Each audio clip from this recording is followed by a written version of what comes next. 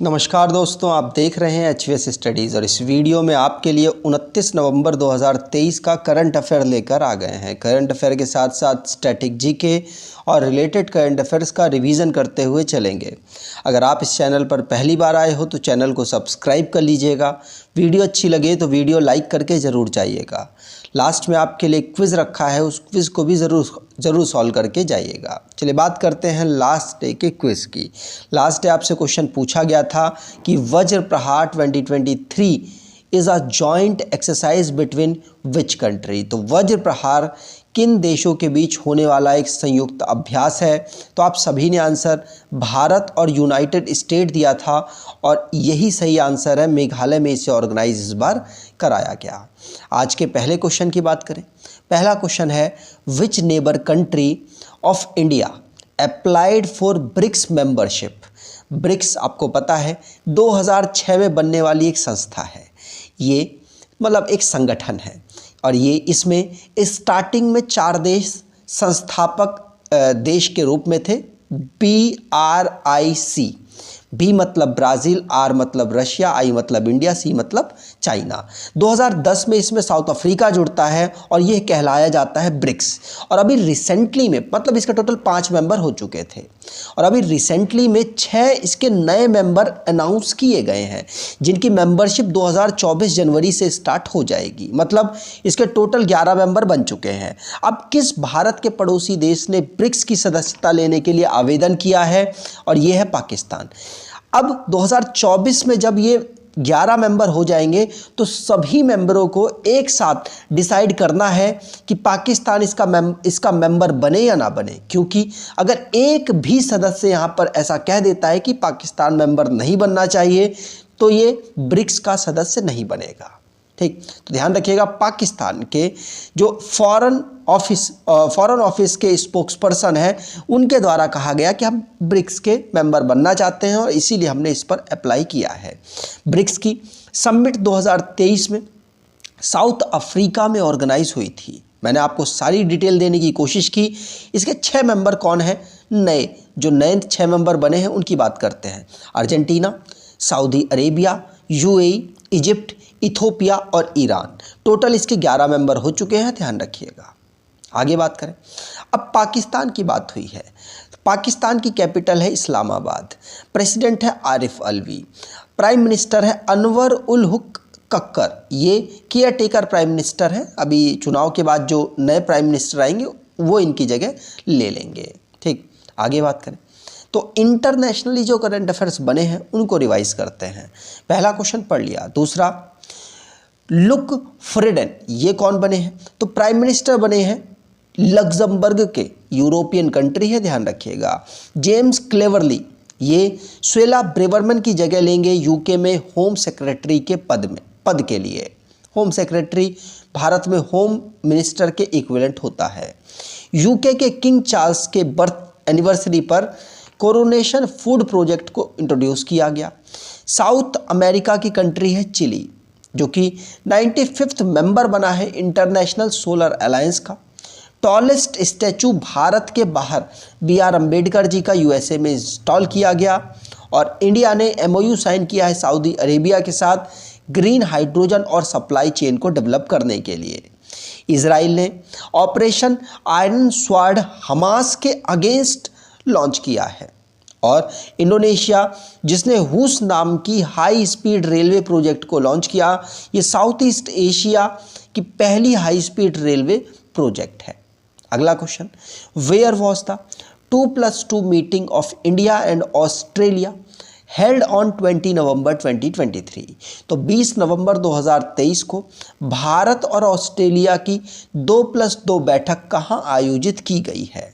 Answer, ये नई दिल्ली में आयोजित की गई है। ध्यान रखिएगा, नई दिल्ली में ऑस्ट्रेलिया और भारत की 2+2 मीटिंग ऑर्गेनाइज हुई है। भारत इसी प्रकार से मीटिंग जापान के साथ, इसी प्रकार से 2+2 की मीटिंग अमेरिका के साथ भी करता है। और अभी रिसेंटली में ऑस्ट्रेलिया के साथ 2+2 की मीटिंग हुई है। इसका मतलब कि 2 में डिफेंस मिनिस्टर भारत के और फॉरेन मिनिस्टर भारत के यहाँ पर बैठे हुए थे और दूसरी तरफ भी ऑस्ट्रेलिया के डिफेंस मिनिस्टर और फॉरेन मिनिस्टर बैठकर वार्तालाप कर रहे थे अपने अपने क्षेत्रों में, अपने अपने क्षेत्रों की। आगे बात करें तो अगला क्वेश्चन, उससे पहले ऑस्ट्रेलिया को जान लें।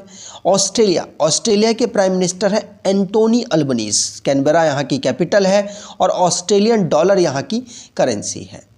अब नेशन संबंधित जो करंट अफेयर्स बने हैं उनको रिवाइज करते हैं। पहला क्वेश्चन पढ़ लिया। दूसरा, international conference on plant health management 2023, जो कि हैदराबाद में इसकी कॉन्फ्रेंस ऑर्गेनाइज कराई गई।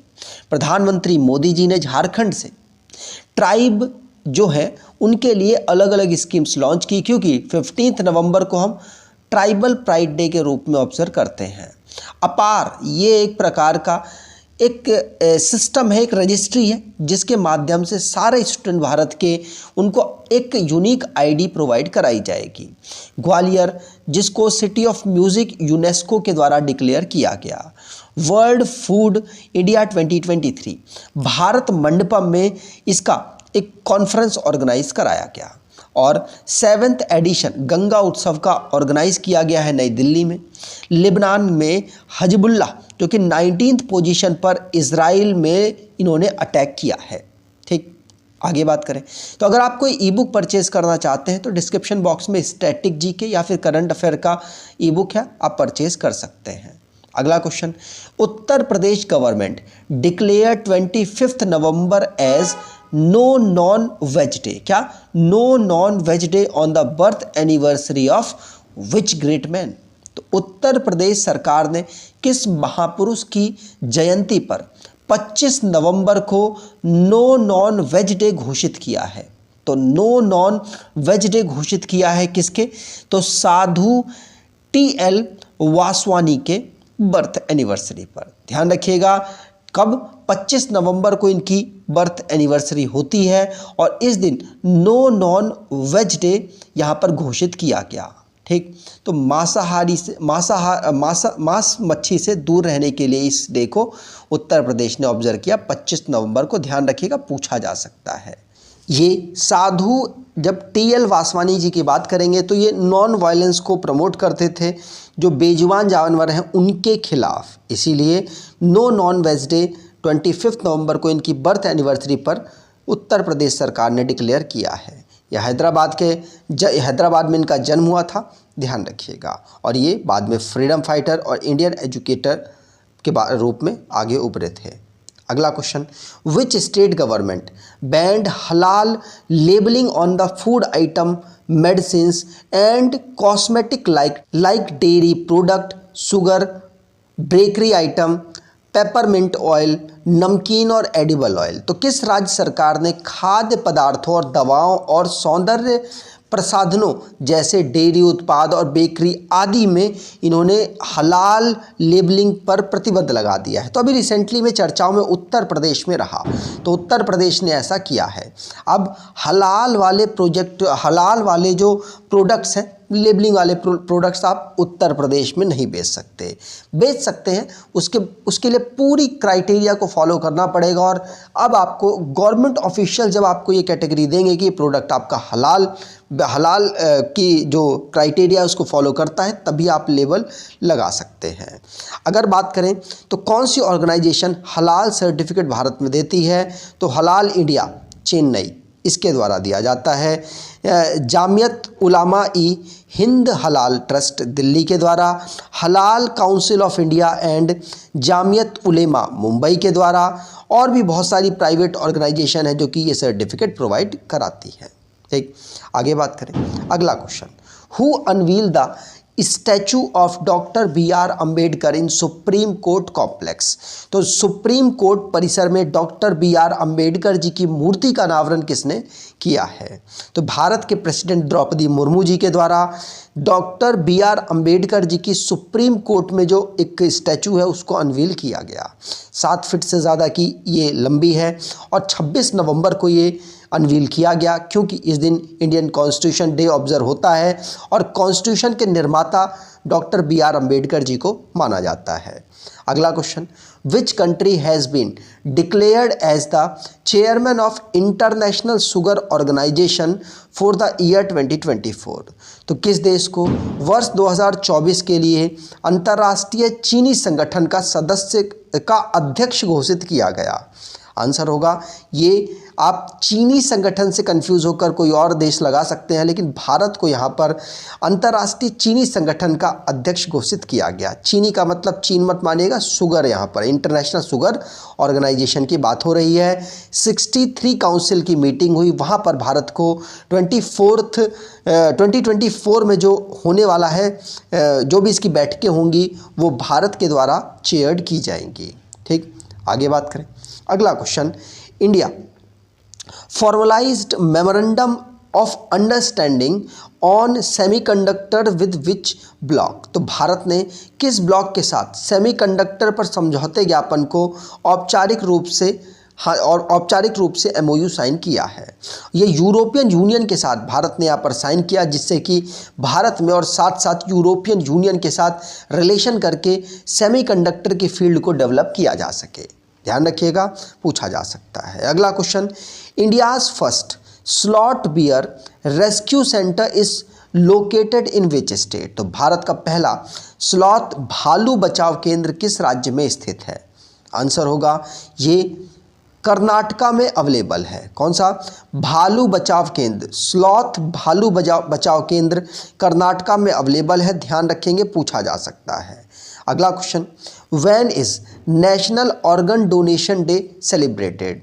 तो राष्ट्रीय अंगदान दिवस कब मनाया जाता है? तो राष्ट्रीय अंगदान दिवस 27 नवंबर को ऑब्जर्व होता है। आप याद रखिएगा, इंडियन कॉन्स्टिट्यूशन डे जब ऑब्जर्व होता है उसके अगले दिन हम राष्ट्रीय अंगदान national organ donation day observe करते हैं। इंडियन कॉन्स्टिट्यूशन डे 26 नवंबर को ऑब्जर्व होता है। ऑर्गन डोनेशन डे हम कब? 27 नवंबर को ऑब्जर्व करते हैं। Ministry of health and family welfares के द्वारा इसको ऑब्जर्व किया जाता है। इस मिनिस्ट्री को भारत में मनसुख मंडाविया जी संभाल रहे हैं। आगे बात करें। अगला question, when is Indian constitution day celebrated? तो भारतीय संविधान दिवस कब मनाया जाता है? आंसर होगा ये हम 26 नवंबर को ऑब्जर्व करते हैं। क्यों? क्योंकि 26 नवंबर 1949 को ही भारत का कॉन्स्टिट्यूशन बनकर तैयार हो गया था और इसको लागू किया गया था, इसको एक्सेप्ट कर लिया गया था और लागू किया गया था 26 जनवरी 1950 को।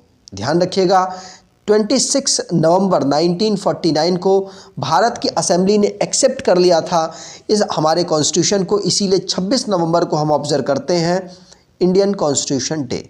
ध्यान रखेंगे। और लागू कब हुआ, कब इफेक्ट में आया? तो 26 जनवरी 1950 को ये इफेक्ट में आ चुका था। इसे 26 नवंबर को, कब से हम इस डे को ऑब्जर्व कर रहे हैं? तो 2015 से 26 नवंबर को हम ऑब्जर्व कर रहे हैं। इससे पहले इसे लॉ डे के रूप में हम ऑब्जर्व कर रहे थे। ठीक, आगे बात करें। अब लास्ट डे के करंट अफेयर्स को रिवाइज कर लेते हैं। वज्र प्रहार नाम की एक्सरसाइज भारत और यूनाइटेड स्टेट के बीच में मेघालय उमरोई में ऑर्गेनाइज कराई गई। मोगा जो कि मस्कट 37 नेशनल गेम्स का रहा था। 37 नेशनल गेम्स गोवा में हुए थे और मोगा यहाँ का राष्ट्रीय एनिमल है और यहाँ का स्टेट एनिमल है, माफ़ कीजिएगा, यहाँ का स्टेट एनिमल है। 37 नेशनल गेम गोवा का प्राइम मिनिस्टर के द्वारा इनॉग्रेट किया गया था। खेल जो कि 37 नेशनल गेम का एंथम था। 38 नेशनल गेम कहाँ होगा? उत्तराखंड में होगा। और गुरपतवंत सिंह पन्नम जो कि according to media report America ने इंडिया के जो प्लॉटर्स हैं उन्होंने इसको किल करने की कोशिश की थी। ये खालिस्तानी सेपरेटिस्ट है, लेकिन भारत को यहाँ पर अमेरिका ने रोक दिया और वार्न किया है कि ऐसा वो ना करें। नासा जिसका एटमॉस्फेरिक वेव एक्सपेरिमेंट है जो कि अभी रिसेंटली में चर्चाओं में रहा, और गैनीमीड गैलिस्टो यूरोपा ये किसके मून है? तो जुपिटर के मून है।